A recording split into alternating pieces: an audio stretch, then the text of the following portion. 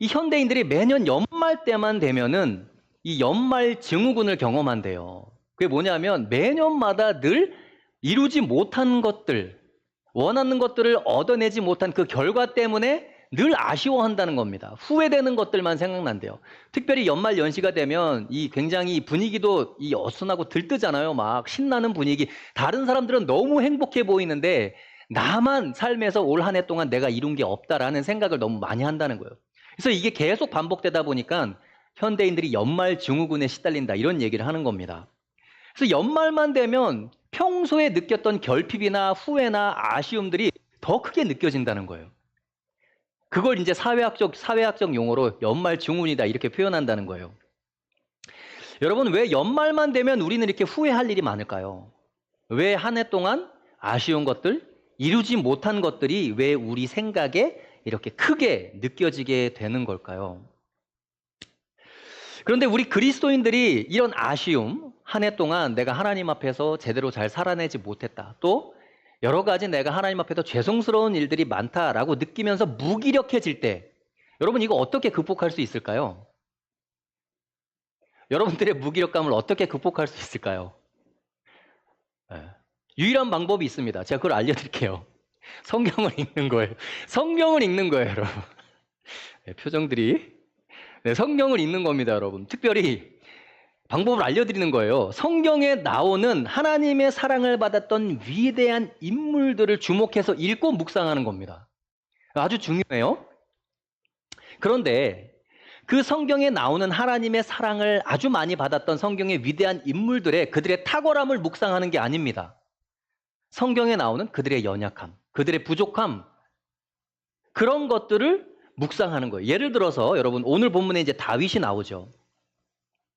사실 다윗이 여러분 우리가 다윗을 생각할 때 뭘 떠올려요? 하나님께 유일하게 인정받은 자, 내 마음에 합한 자다라는 칭찬을 받은 사람으로 유명하잖아요. 그래서 다윗이 처음부터 나오는 사건이 뭐예요? 기억하는 게 뭐예요? 이스라엘을 모욕하는, 하나님을 모욕하는 골리앗을 그 어린 소년이 쓰러뜨리는 그 위대함, 용맹함, 그 믿음과 이 결기, 다윗의 그런 훌륭한 부분을 우리가 생각하잖아요. 또 뭐예요? 자기의 대적자 사울을 충분히 죽일 수 있음에도 불구하고 하나님의 주권을 인정하고 사울에게 손을 안 댔던, 하나님의 주권을 인정했던 위대한 다윗의 믿음. 뭐 이런 것들을 묵상하지 않습니까?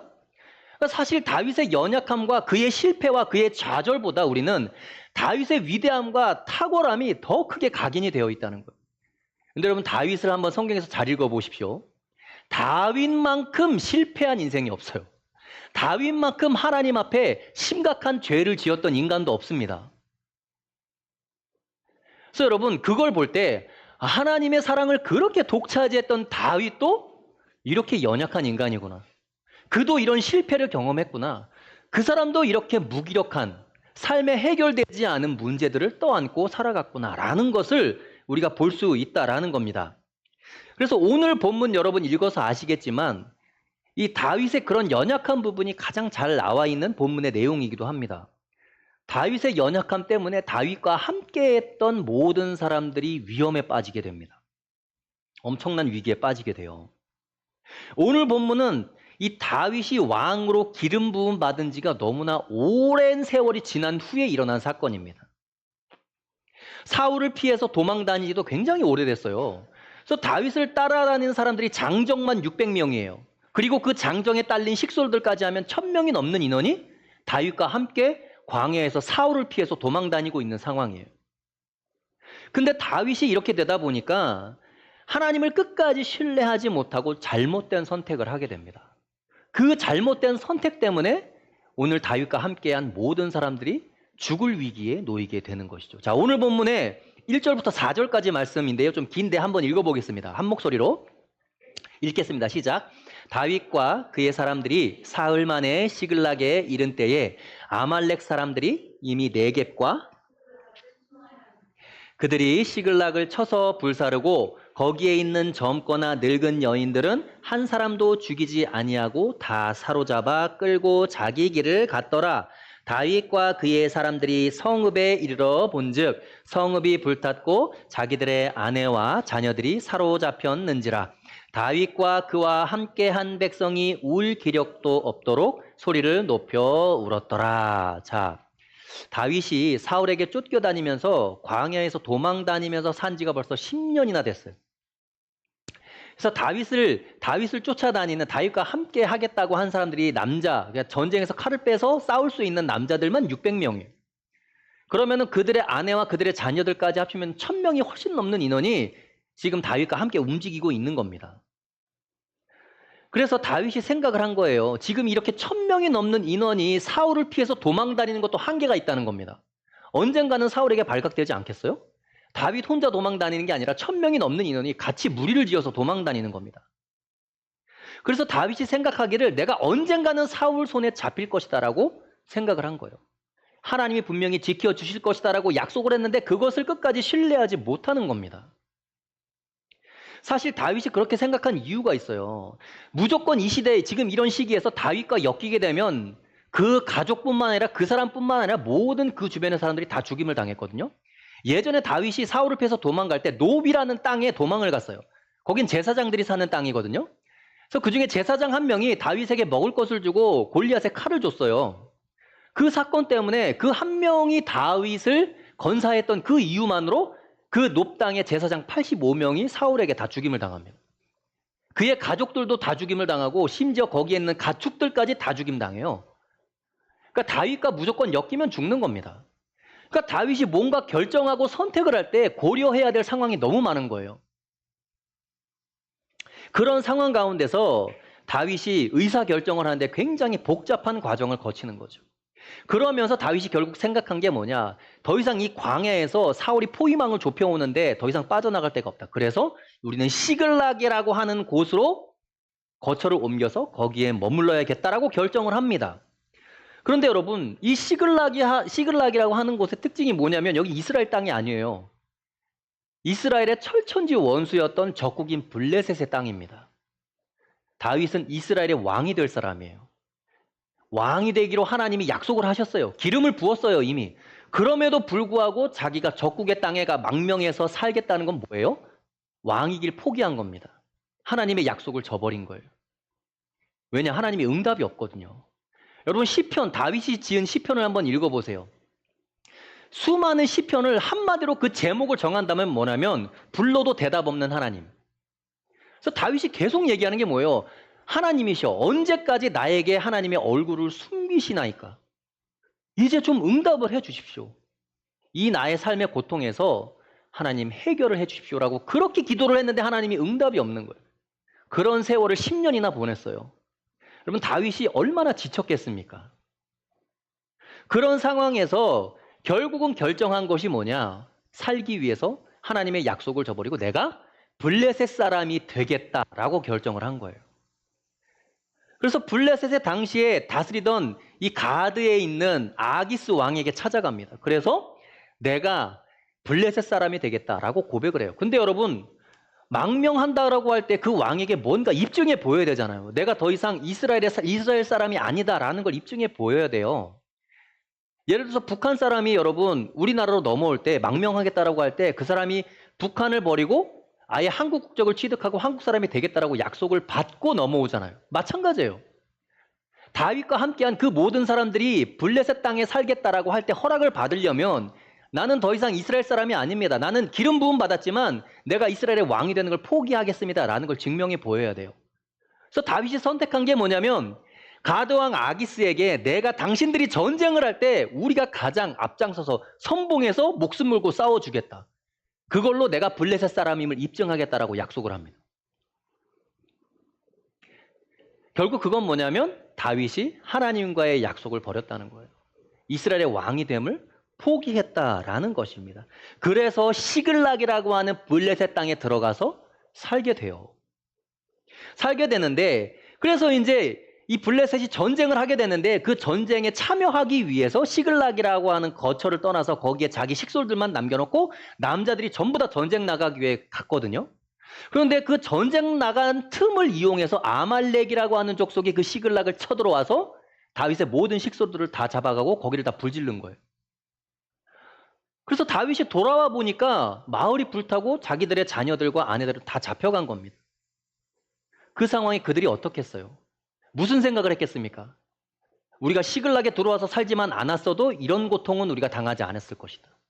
다윗, 너의 잘못된 판단으로 우리 가족들이 다 죽게 생겼다.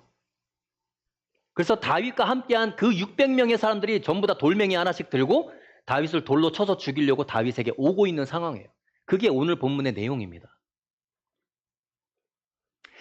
여러분, 그런데 보면 다윗이 이스라엘 왕이 될 것을 포기하고 의사결정을 하는데 다윗이 가장 크게 실수한 건 뭐냐면 하나님에게 묻지 않았다는 겁니다. 오늘 그것을 잘 알 수 있어요. 우리 사무엘상 27장 1절과 2절 말씀 함께 읽어보겠습니다. 사무엘상 27장 1절과 2절 함께 읽겠습니다. 시작. 다윗이 그 마음에 생각하기를 내가 후일에는 사울의 손에 붙잡히리니 블레셋 사람들의 땅으로 피하여 들어가는 것이 좋으리로다. 사울이 이스라엘 온 영토 내에서 다시 나를 찾다가 단념하리니 내가 그의 손에서 벗어나리라 하고 다윗이 일어나 함께 있는 사람 600명과 더불어 가드왕 마옥의 아들 아기스에게로 건너가니라. 자, 다윗이 아주 중요한 의사결정을 내리죠. 그런데 이 의사결정 속에 여러분 하나님이 있습니까? 없습니까? 없어요. 정말 중요한 결정을 내리는데 일생일대에 아주 중요한 결정을 하는데 하나님이 없다는 거예요. 그 의사결정 과정 속에. 내가 하나님의 사람이고 오래전에 이스라엘의 왕으로 기름 부음은 받았지만 그건 옛날 일이라는 거예요. 지금까지 이 척박한 환경에서 하나님의 응답 없이 내가 이 1000명 되는 인원을 이끌고 지금까지 잘 살아왔다라는 다윗의 마음, 그 생각이 다윗의 이 생각의 저변에 깔려 있는 거죠. 내가 하나님의 사람이고 오래전에 이스라엘 왕으로 기름 부음은 받았지만 그건 옛날 일이고 하나님이 응답하지 않고 어쩌면 하나님도 잊어버렸을 거다라는 생각이 다윗에게 있었다는 거예요. 그러다 보니까 어때요? 모든 의사결정을 할 때 응답 없는 하나님을 배제시키는 거예요. 여러분, 다윗의 이 부분을 잘 봐야 돼요. 내가 기도에 응답 없으신 하나님에게 지쳐가고 있는 그리스도인들의 흔한 반응입니다. 하나님을 완전히 버리지는 않습니다. 교회를 떠나지는 않아요. 신앙생활은 여전히 하고 있습니다. 그러나 여전히 나에게 응답 없으신 하나님이기 때문에 내가 어떤 중요한 의사결정을 내릴 때 우리는 은근히 하나님을 밀어내요. 그리고 자기 방식대로 삶의 문제들을 해결해 나가는 겁니다. 예전에 여러분, 우리 아들 예서가 이 산수 문제를 푸는데 한동안 예서가 그랬어요. 정해진 공식대로 풀지를 않는 겁니다. 그러니까 자기가 자기 방식대로 이 푸는 방식을 만들어서 푸는 거예요. 근데 패턴은 일정해요, 보니까. 그냥 막 찍는 게 아니라 뭔가 자기 마음대로 방법을 만들어서 푸는 거예요. 근데 그때 당시에 제가 정답을 못 맞췄으면 야, 너 그렇게 풀면 안 돼. 정해진 공식대로 방법대로 풀어야지 왜 네 마음대로 방법을 만들어서 풀어라고 얘기를 했을 텐데 신기한 건 그렇게 푸는데 정답을 다 맞히는 거예요. 그래서 그냥 아무렇지 않게 뭐 별 문제 없겠지라고 생각을 했는데 시간이 지나다 보니까 이 부모로서 어떤 마음이 드냐면 저렇게 자기 마음대로 문제를 풀다가 조금 문제가 응용되고 나중에 어려워지면 분명히 정해진 공식대로 풀지 않아서 정답을 찾지 못하는 날이 분명히 올 거다라는 것을 알게 되는 거예요. 그걸 걱정했던 때가 있었거든요. 여러분, 우리가 실수하는 부분이 바로 이 부분이에요. 우리의 인생길 가운데 닥쳐오는 여러 가지 문제들을 해결하기 위해 하나님을 묻지 않고 하나님의 뜻을 철저하게 배제하고 결정했을 때 그 결과가 폭망하면 차라리 나은데 그게 은혜일 텐데 하나님 없이도 해결되네? 하나님 없이도 지금 잘 살아왔네? 아니, 하나님 없이 하나님께 묻지 않고 내 마음대로 결정했는데 이게 되네? 라는 경험들이 쌓이잖아요? 여러분, 이게 우리의 신앙을 망치는 거예요. 그것 때문에 우리 인생이 파멸에 이른다는 겁니다. 결국 어느 지점 가면 하나님의 말씀과 하나님의 뜻이 인생의 문제의 정답을 위한 불변의 공식이었다는 사실을 깨닫는 자리에 반드시 서게 된다는 거예요. 근데 그 자리는 여러분 더 이상 내가 뭔가를 선택할 수 있는 자리가 아니에요. 오늘 본문의 다윗처럼 처절하게 깨지고 실패하고 좌절의 자리라는 겁니다. 지금 다윗이 그걸 경험하고 있고 그 자리에 서 있다라는 거예요. 여러분, 다윗뿐만이 아닙니다. 하나님께서 아브라함과 사라에게 복을 주시겠다고 약속을 했어요. 근데 그 복이 뭐냐면 너의 자녀 이삭을 통해서 너의 자손들이 하늘의 무별과 같이 많아지고 바다의 모리알처럼 많아질 것이다. 너는 그것으로 인하여 복의 근원이 될 것이다 라고 복을 약속하셨어요. 그런데 10년이 지났는데도 하나님의 응답이 없는 겁니다. 자녀가 생길 기미가 안 보이는 거예요. 하나님이 10년 전에 주셨던 그 은혜의 말씀, 약속의 말씀이 이제 자기 삶의 골칫거리가 된 거예요. 안 이루어지니까. 오히려 그것 때문에 하나님을 신뢰하지 못하게 되는 거예요. 이건 마치 다윗이 이스라엘 왕으로 기름 부음 받았는데 10년이 지나도 자기가 왕이 될 기미가 안 보이는 거예요. 그거와 똑같은 거예요. 그래서 아브라함과 사라가 하나님의 정해진 방식, 공식대로 그 문제를 해결하지 않고 어떻게 문제를 풉니까? 사라의 몸종인 하갈을 통해서 이스마엘을 낳는 거였어요. 하나님의 뜻대로 정답을 구하지 않으니까 완전히 가정이 풍비박산이 나는 거예요.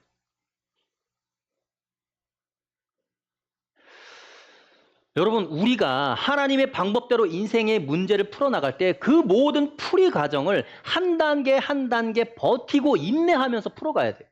그 모든 과정을 밟아가야 된다는 것이죠.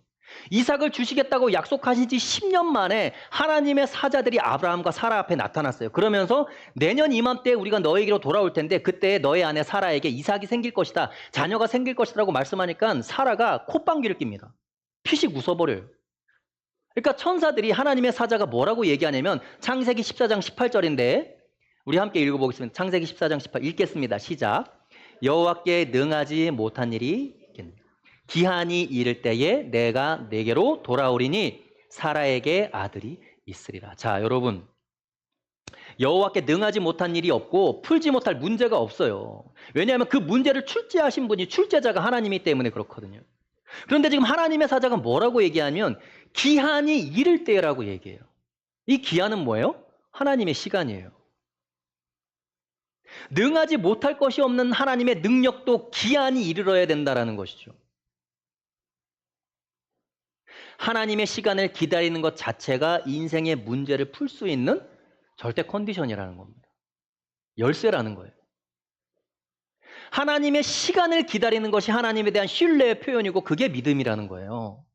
우리는 그걸 못 기다려서 우리의 방식대로 문제를 해결하라고 엉뚱한 선택을 한다라는 것이죠. 우리가 인생을 살다 보면 우리의 삶을 위협하는 수많은 문제를 맞닥뜨리게 됩니다. 당장 죽을 것처럼 고통스러운 여러 가지 문제들을 맞닥뜨리게 되죠. 근데 어려운 문제일수록 정해진 공식대로 풀어야 정답을 맞출 수가 있다는 거예요. 정답을 얻을 수 있는 그 공식은 뭐냐? 하나님의 뜻입니다. 하나님의 방식이에요. 하나님의 말씀이다라는 거예요. 인생의 문제를 풀어내는 완벽한 공식은 하나님의 약속의 말씀이에요. 하나님의 뜻대로 풀어야 완벽한 정답을 얻을 수 있습니다. 왜냐하면 그 문제를 내신 분이 하나님이에요. 출제자의 의도를 파악하는 게 중요하죠. 공식대로 풀려면 모든 하나님이 내주신 풀이 과정을 하나하나 차근차근 인내하면서 순서대로 풀이 과정을 밟아가야 돼요. 풀이 과정을 인내하면서 밟다가 보면 서서히 깨닫게 되는 게 있는데 그게 바로 문제를 출제한 출제자의 의도라는 거예요. 하나님의 뜻, 하나님의 계획을 알게 하시는 것이죠. 그게 문제풀이의 핵심이라는 겁니다. 시간이 오래 걸리죠. 풀이 과정이 너무 힘들고 괴로워요. 그냥 대충 찍어가지고 정답만 맞춰서 풀어내고 싶은 마음이 굴뚝 같습니다. 그런데 그 공식대로 다 풀어야 그 풀이 과정을 다 밟아가야 우리는 정답으로 갈 수 있다는 것이죠. 그런데 우리는 그걸 못 참는 것이죠. 그래서 자기 생각대로 푸는데 내 생각대로 풀었는데 이게 맞아떨어지네? 아니 하나님이 알려주지도 않은데 응답이 없는 상황에서 내가 그냥 선택해서 이걸 선택했더니 이게 해결됐어. 여러분 그런 순간이 오면 우리가 정신을 바짝 차려야 돼요. 그 순간에 다시 하나님의 공식으로 돌아가야 돼요. 그때 자기 방식대로 풀었던 그 풀이 과정을 멈추고 다시 하나님의 말씀, 하나님의 풀이 과정으로 돌아와야 된다는 것이죠. 다윗이 지금 자기 방식대로 삶의 문제를 풀다가 지금 나락으로 간 거거든요. 인생의 파국으로 치닫게 되는 겁니다. 오늘 본문의 다윗의 모습이 그것을 적나라하게 보여주고 있어요. 오늘 본문의 6절 하반절 보시면 이렇게 기록이 되어 있어요. 백성들이 자녀들 때문에 마음이 슬퍼서 다윗을 돌로 치자 하니. 다윗을 믿고 따랐어요. 다윗에게 목숨을 바친다고 했던 사람들이 이제는 다윗을 죽이려고 하는 사람들이 됐다라는 거예요. 상황이 이렇게 되어서야 다윗이 깨닫습니다. 아, 내가 하나님의 방식이 아니라 내 방식대로 문제를 해결했구나. 내가 하나님께 묻지 않고 이것을 선택했구나. 라고 다윗이 깨닫게 되는 것이죠. 그 즉시로 다윗이 했던 행동이 있습니다. 이 7절과 8절 말씀인데요. 한번 읽어볼까요? 같이 7절과 8절 함께 읽겠습니다. 시작. 다윗이 아히멜렉의 아들 제사장 아비아달에게 이르되 원하건대 에봇을 내게로 가져오라. 아비아달이 에봇을 다윗에게로 가져가매 다윗이 여호와께 묻자와 이르되 내가 이 군대를 추격하면 따라 잡겠나이까 하니 여호와께서 그에게 대답하시되 그를 쫓아가라. 내가 반드시 따라잡고 도로 찾으리라. 자, 다윗이 이제 하나님께 묻기 시작합니다. 하나님의 풀이 과정으로 돌아온 거예요. 제사장에게 에봇을 가지고 오라고 명령하죠. 여러분, 에봇은 제사장들이 입는 의복입니다. 그런데 그 에봇 앞에 보면 흉패라고 있는데 그 흉패 주머니 안에 뭐가 있냐면 우림과 둠밈이라고 하는 두 가지 도구가 있는데 그 두 가지 도구로 하나님의 뜻을 물을 수 있었어요, 제사장들이. 그러니까 다윗이 그 옷을 가져오라고 해서 자기가 입고 실제로 그 우림과 둠밈을 가지고 하나님께 묻기 시작하는 겁니다. 다윗은 하나님의 존재를 잊어버리고 있었지만 하나님은 다윗의 물음을 기다리고 계셨어요. 그래서 다윗이 묻자마자 하나님이 그 즉시로 대답하잖아요. 쫓아가라. 지금 쫓아가라. 쫓아가면 반드시 도로 찾을 것이다. 내 인생에서 중요하고 어려운 문제일수록 절대로 한 번에 풀어지지 않습니다. 여러분, 그걸 알아야 돼요. 하나님의 뜻을 묻고 기다리면서 문제를 풀어가는 그 인내의 과정 속에서 하나님이 우리에게 경험케 하시고자 하는 게 있어요. 그건 뭐냐면 그게 바로 하나님의 마음이라는 거예요. 출제자의 마음. 그 문제를 허락하신 하나님의 뜻, 하나님의 계획. 그것을 하나님이 그 풀이 과정 속에서 우리로 하여금 깨닫게 하시는 겁니다. 그걸 알고 깨달아야 비로소 우리의 인생의 문제가 해결될 수 있다는 것이죠.